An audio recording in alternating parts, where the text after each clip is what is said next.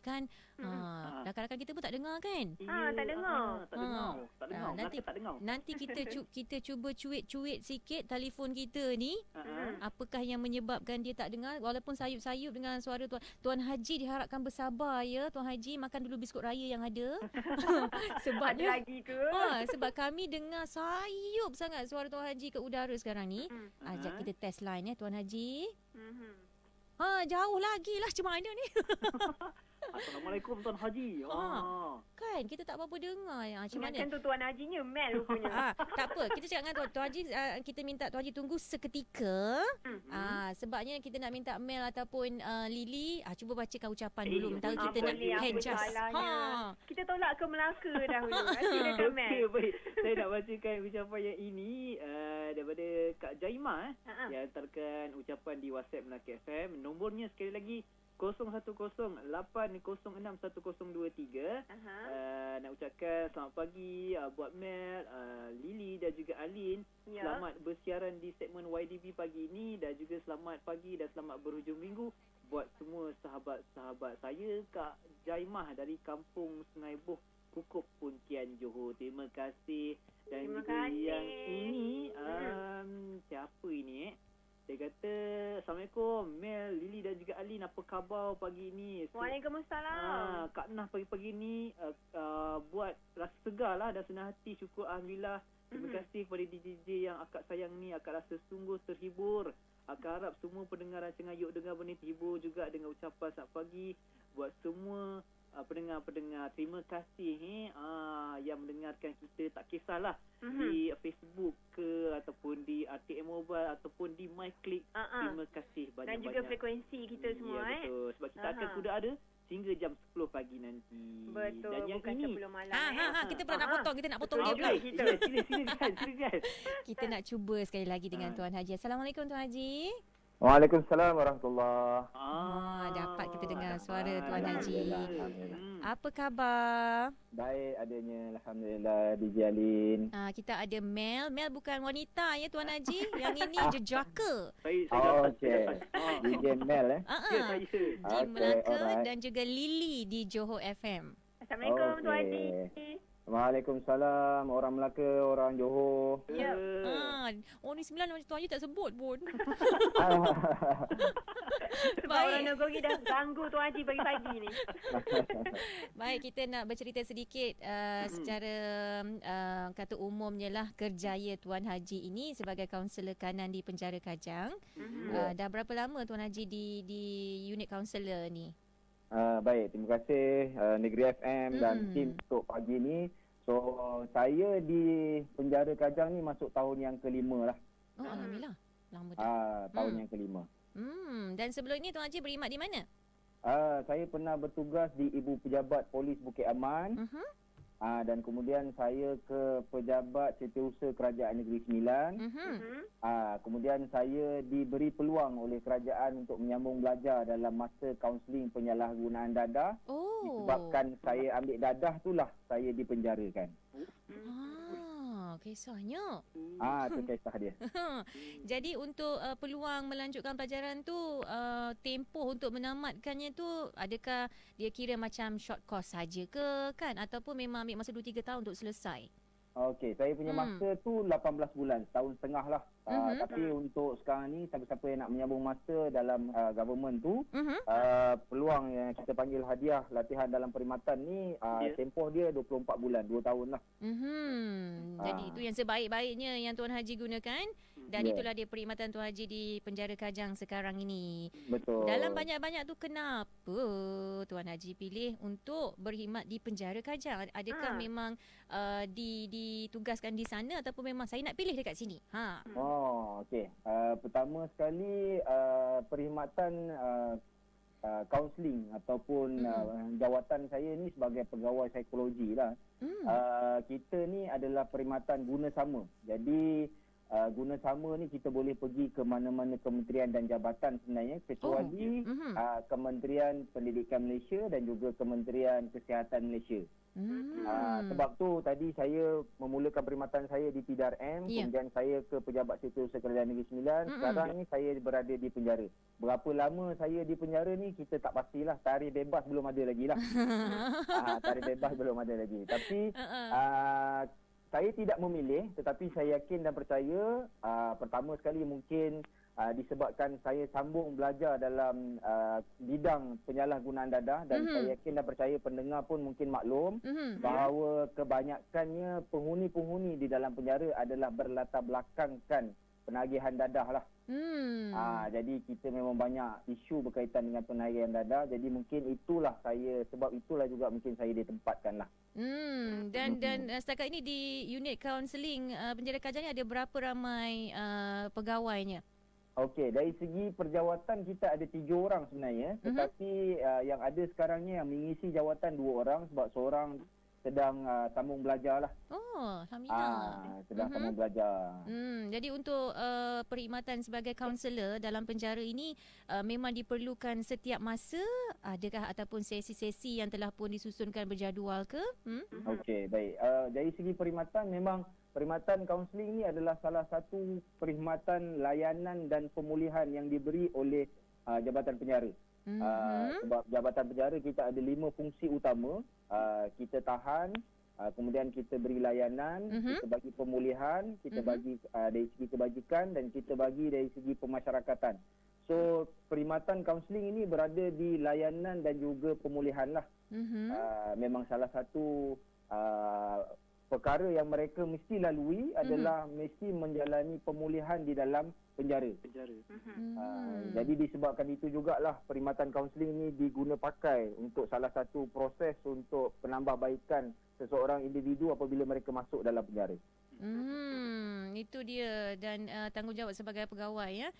Dan juga untuk waktu tugasan Tuan Haji sendiri berbeza dengan waktu kerja pejabat ataupun macam mana? Okey. Dari segi waktu bekerja sama macam waktu bekerja lain. Saya akan masuk pukul 8, insya-Allah saya akan keluar pukul 5 lah. Cuma bezanya saya dengan kaunselor-kaunselor yang lain, semasa saya masuk ke dalam tembok, saya memang tidak dibenarkan membawa handphone lah. Itu yang kita nak tahu, SOP juga di dalam kan? Memang tak dibenarkan bawa handphone. So apa-apa saja perhubungan melalui mungkin email ataupun mungkin melalui talian tetap lah. Berbanding dengan kaunselor-kaunselor lain, mungkin handphone berada di tangan ataupun mungkin melekat kat tangan ke apa kan. Saya tidaklah, saya tidak dibenarkan bawa sebab keselamatan adalah keutamaan lah. Jadi sebelum masuk dalam tembok mesti kita panggil pemeriksaan raba-raba. Kena raba. Setiap hari saya diraba. Mel dengar. Raba-raba. Mel nak ke Mel? Raba-raba. Tak nak. Ini untuk memastikan semuanya mengikut peraturan apabila berada di sebalik tembok kan. Betul. Jadi kita tak dibenarkan bawa artikel larangan lah dipanggil. Artikel larangan. Itu perkataan baru kita belajar hari ini. Dari PDRM kemudian ke SUK, kemudian ke penjara Kajang. Kalau kata macam mula-mula tu Haji rasa apa agaknya ya yang aku akan berhadapan dengan mereka yang di dalam ni, penghuni termasuk warga kerjanya, macam mana persediaan mental mula-mula 5 tahun yang dulu ni cerita ni lama nak flashback ni. Okey, pertama sekali DJ Alin kan dan juga DJ Mel dan juga Lily. Terus terang saya kata pada permulaan bila saya terima surat penempatan untuk ditempatkan di penjara Kajang ni, saya takutlah.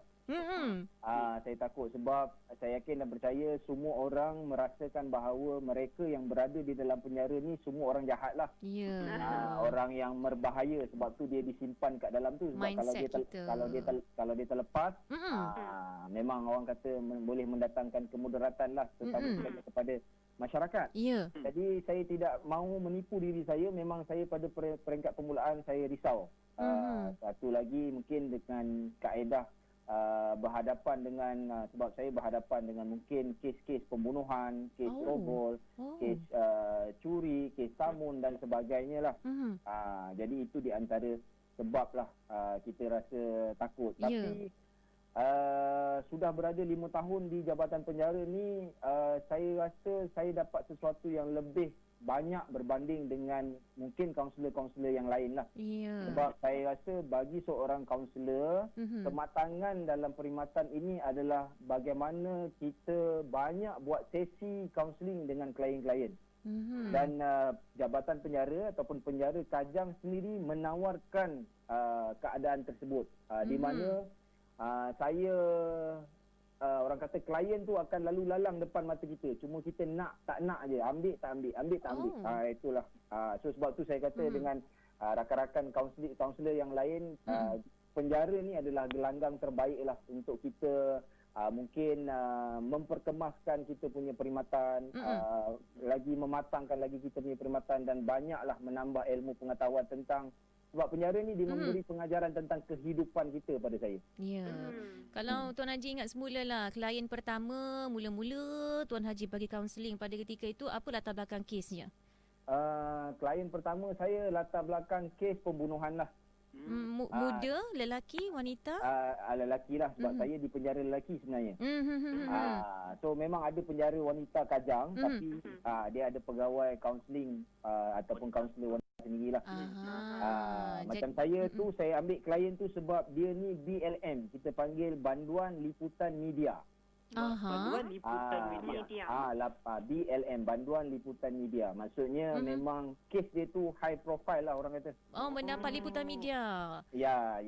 Jadi biasanya bila dia mendapat liputan media ni, banduan-banduan ni dia dalam keadaan tekanan. Bukan saja daripada diri dia, malah keluarga sendiri daripada luar. Jadi biasanya kita beri tumpuan lah pada banduan liputan media ni sebab dia ni takut bimbang, dia ada stres, dia ambil tindakan. Sebab bila kita kata kes pembunuhan, kes Seksyen 302 ni, dia punya hukuman dia gantung sampai mati. So mereka akan duduk situlah sampailah mereka ke tali gantung. Jadi itu di antara tekanan yang mereka kena hadapi lah. Okey Tuan Haji, saya nak tanya, ada tak Tuan Haji berhadapan dengan klien yang mungkin ada bersikap agresif? Bila Tuan Haji tanya dia, tiba-tiba dia melawan ke, ada ke lebih kurang macam tu? Pengalaman. Kita sentiasa berhati-hati dengan keadaan tu, tetapi untuk makluman rakan-rakan pendengar dan mungkin DJ-DJ yang terlibat pada pagi ini, setiap kali banduan yang datang untuk dapatkan perkhidmatan kaunseling ataupun sesi kaunseling ataupun perkhidmatan apa-apa saja dengan saya, mereka ni akan dikawal selia oleh anggota dan pegawai penjara. Maksudnya sebelum mereka keluar daripada tempat penempatan, kita panggil blok dia tu, mereka akan dicek dululah. Ditengok ada bawa barang apa-apa ke tak, ada bawa mungkin pisau ke apa ke. Kemudian dia akan pergi ke checkpoint yang seterusnya, disemak sekali lagi, dicek lagi, diraba-raba lagi. Kemudian sampailah mereka ke tempat saya. Sekiranya banduan itu dalam kita panggil kategori khas ataupun banduan yang boleh mendatangkan kecederaan ataupun bahaya, akan ada kiri dan kanan anggota mengawal mereka. Sekiranya banduan itu mungkin dah fasa 3 ataupun fasa keempat, di mana mereka sedang siap sedia untuk dibebaskan, biasanya banduan-banduan ini akan berada one by one dengan saya lah. Tapi akan ada anggota berada di luar bilik untuk siap sedia lah untuk apa-apa yang terjadi. Sepengalaman saya tidak ada keadaan di mana mereka bertindak agresif lah. Tetapi untuk tidak memberi kerjasama dengan membuat memek muka, mungkin dengan body language, bahasa badan dan sebagainya, itu banyaklah biasa sebenarnya. Dan sekiranya klien yang berhadapan dengan Tuan Haji, contohnya kalau mereka mungkin ada mengalami masalah untuk memahami bahasa Malaysia dengan fasih, kan, orang kata ada halangan berbahasa, adakah memang pihak penjara menyediakan penterjemah ke macam mana? Okey, kalau di Jabatan Penjara sendiri, kita tidak ada lah. Contohnya kalau banduan daripada Afrika, mungkin daripada mungkin kita boleh kata daripada Iran dan sebagainya. Tetapi Kita boleh gunakan ada setengah-setengah tu kita gunakan banduan-banduan yang lain lah. Oh, yang sudah fasih ya. So yang mereka ni dah fasih, yang boleh translate, diorang akan gunakan lah. Tapi kalau dalam contohnya mereka menggunakan perantaraan bahasa Inggeris dan bahasa Melayu, biasanya kita sendiri kita boleh uruskanlah keadaan tersebut. Tetapi bila melibatkan bahasa-bahasa yang agak jarang kita gunakan ni, biasa kita minta bantuan dari segi translator, sama ada anggota dan pegawai penjara sendiri ataupun di kalangan banduan sendiri. Seronok kita dengar sebenarnya sebab ini adalah satu orang kata kawasan yang memang bukannya kita sesuka boleh masuk kan. Betul. Jadi kita nak tahu tentang kerjaya pegawai-pegawai di dalam sana. Banyak lagi kita nak korek daripada Tuan Haji. Selepas lagu ini Tuan Haji kita akan berehat seketika ya. Ya. Boleh. Ini macam kisah baru lah untuk kita semua sebab kita jarang ambil tahu apa yang berlaku di dalam sana kan. Baru tahu hari ni seronoknya yok donga apa ni. Dan juga angkara ini jugalah. Angkara ini kita nak bawakan lagu ini. Lagu terbaru juga daripada Siti Nordiana. Kalau anda nak tahu lagu ini liriknya adalah hasil ciptaan bersama Fetri Yahya dan juga Nana sendiri. Kemahiran baru untuk Nana. Jom kita berhibur dengan lagu ini daripada Siti Nordiana, tajuknya Angkara. dalam. Yuk dengar ber.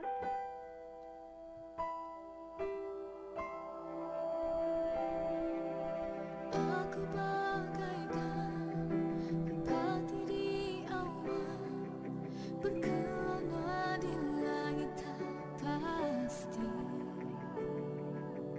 antara bulan terlihat jelas rahasia hati.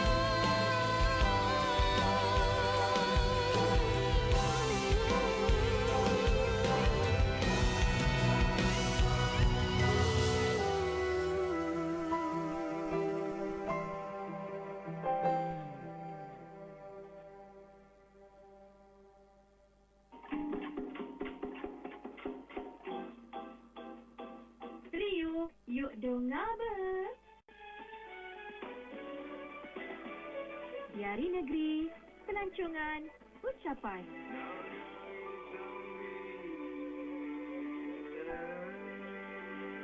Trio Yuk Dong Apa? 9:13 pagi. Sekarang ini masih lagi dalam rancangan Yuk Dong Apa? Bersama saya Mel di Melaka FM. Alin di Negeri FM. dan juga Lily Khalid di Johor FM. Dan juga Alin masih lagi bersama dengan personalitinya Minggu Kita bersama dengan kaunselor kanan penjara Kajang, itu Tuan Haji Muhammad Izzuddin bin Ghazali. Kita ada nak sembang-sembang lagi dengan Tuan Haji sebab kita seronok kan nak tahu bagaimana dengan tugas-tugas mereka di sebalik tembok kan. Jadi Tuan Haji, Ya, saya. Risau saya ingatkan Tuan Haji dah hilang.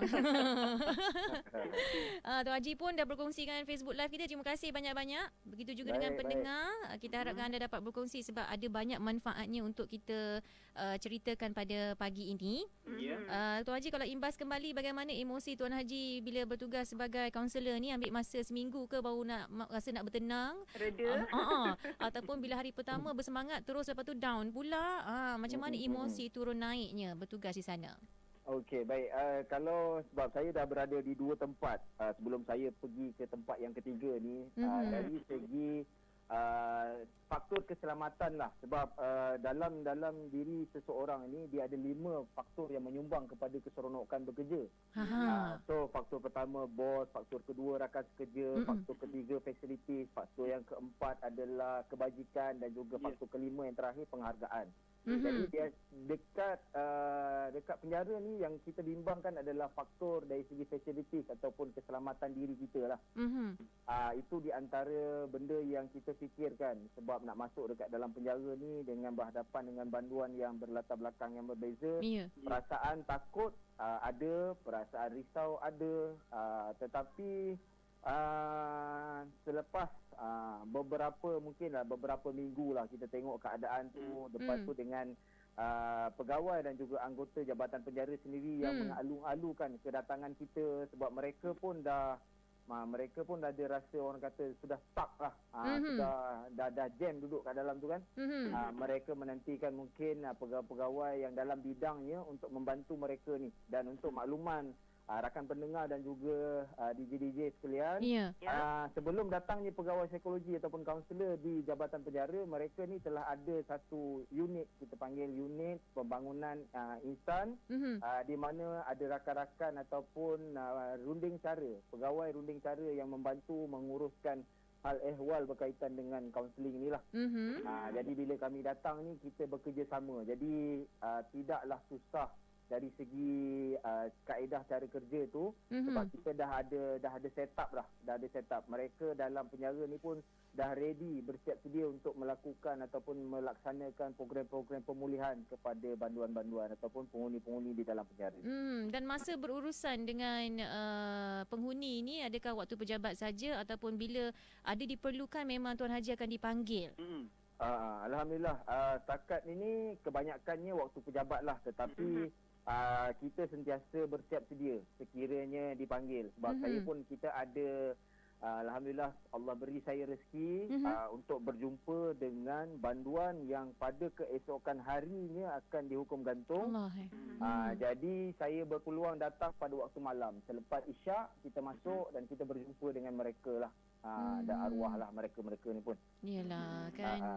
Baik, dan bagaimana pula sokongan keluarga dengan kerjaya Tuan Haji yang sekarang ini? Okey. Dalam keadaan situasi sekarang ni kan, kalau tanya sokongan keluarga, memanglah kalau dari segi isteri saya memang sentiasa takut jugalah kan. Yalah, isteri mana tak sayang suami kan. Betul Tuan Haji. So dia sentiasa mengingatkan saya lah, sentiasa berhati-hati dalam berhadapan, sebab dalam sebenarnya setiap antara kita ni kita ada satu pemikiran iaitu criminal mind kan. Orang yang jarang buat kriminal ni, buat jenayah, buat jahat, buat apa ni, dia takut-takut. Tapi bagi mereka yang sudah biasa, mereka dah tak takut lagi lah. Sebab itu sudah jadi sebahagian daripada kehidupan mereka mungkin. Macam kita tengok orang yang tak pandai menipu, kalau sekali dia menipu, kita nampak dia menipu nanti.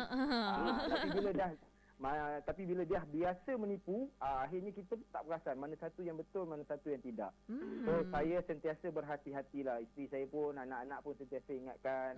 So dalam keadaan situasi sekarang ni pun, dalam keadaan COVID-19 ni pun, so kita sentiasa berhati-hatilah. Saya selepas balik keluar daripada penjara, so saya kena pastikan sampai dekat rumah, saya kena bersihkan diri saya dululah.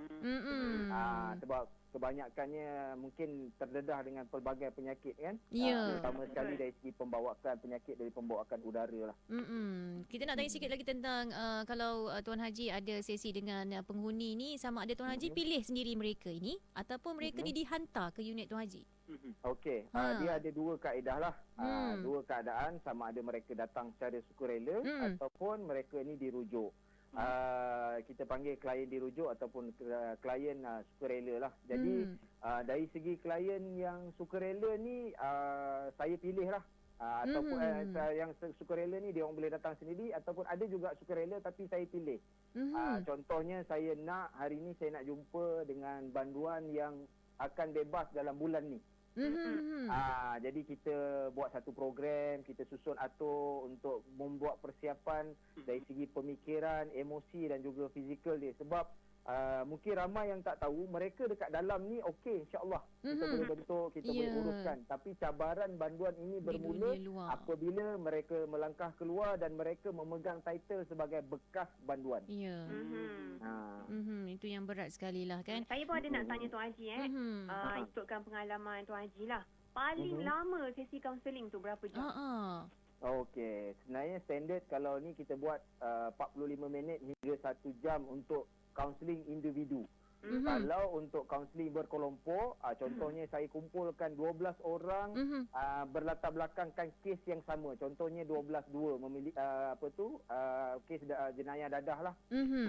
So kita kumpulkan dalam 12 orang ataupun 10 orang, mereka yang kes kaunseling kelompok ni mungkin makan sampai 1 jam 40 minit ataupun ke 2 jam lah. Itu masa lah yang biasa yang kita peruntukkan. Tetapi biasanya kadang-kadang ada juga yang terlajak sebab nak memulakan tu agak payah, tapi bila dah memulakan tu banyak sesi peluahan yang mereka ingin kongsikan. Itu dia. Yang paling manis rasanya setakat ini dengan perkhidmatan Tuan Haji di penjara Kajang. Mungkin boleh kongsi dengan kita?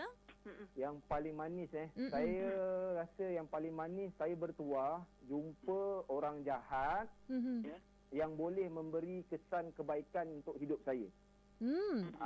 Kebanyakannya kita hari ini mungkin belajar nak jadi baik, kita belajar daripada orang baik. Tapi pengalaman hidup saya rasa saya boleh belajar benda jahat daripada benda baik daripada orang jahat. So maksudnya saya menyelami kehidupan mereka, saya faham situasi mereka, saya tahu di mana mereka dibesarkan. Contohnya ada banduan yang tidak memilih untuk buat jahat tetapi mereka berada di tempat yang salah. Ada mereka yang dilahirkan di Chowkit, di Lorong Haji Taib, mak bapak mereka pun dekat situ. Jadi apa pilihan yang mereka ada? Jadi keadaan itu kita bersyukur hari ini mungkin kita diselamatkan dalam contohnya situasi rumah kita dijauhkan daripada perlakuan jenayah dan sebagainya. Jadi kita tidak terjerumus dalam keadaan macam itulah. So saya rasa kenangan yang paling manis pada saya duduk dekat dalam penjara ni adalah bila mana saya dapat belajar sesuatu yang baik daripada orang jahat. Tapi bila tanya kenangan manis ni macam dah sampai masa nak dibebaskan pula saya. Okey, ada tak Tuan Haji berjumpa dengan klien yang Tuan Haji dah berikan kaunseling di dalam tu dan berjumpa kat luar. Jumpa kat luar. Yang dah berjaya mungkin dah jumpa kat luar. Ada tak? Ada. Banyak. Banyak. Sebab saya selain daripada melakukan ataupun menjalankan aktiviti kaunseling dalam penjara, saya juga merupakan ikon anti dadah daerah Rembau. Dan saya juga adalah pegawai ataupun kaunselor jemputan untuk AADK daerah Ampang. Jadi bila dalam keadaan macam tu, bila kita berjumpa balik dengan klien-klien AADK dan turun ke komuniti dan sebagainya, memang kita akan berjumpa semula dengan bekas-bekas banduan kita lah. Baik. Sebelum kita berpisah ni Tuan Haji, memandangkan penjara Kajang pun di bawah kawasan zon Selangor yang dikenakan PKPB kan. Jadi SOP-nya ada perubahan. Jadi macam mana Tuan Haji nak sampaikan juga kepada ahli keluarga yang mungkin sekarang ini mereka tak boleh melawat seperti biasa. Bagaimana Tuan Haji nak katakan kepada keluarga mereka supaya emosi mereka ni dapat terus bertenang sehingga satu masa mereka akan dapat berjumpa ya dengan ahli keluarga mereka yang berada di dalam penjara Kajang ni Tuan Haji. Baik, bagi waris yang ada keluarga berada di dalam di mana-mana penjara pun, semua buat masa sekarang ni, terutama kepada penjara zon utara dan penjara zon tengah kan.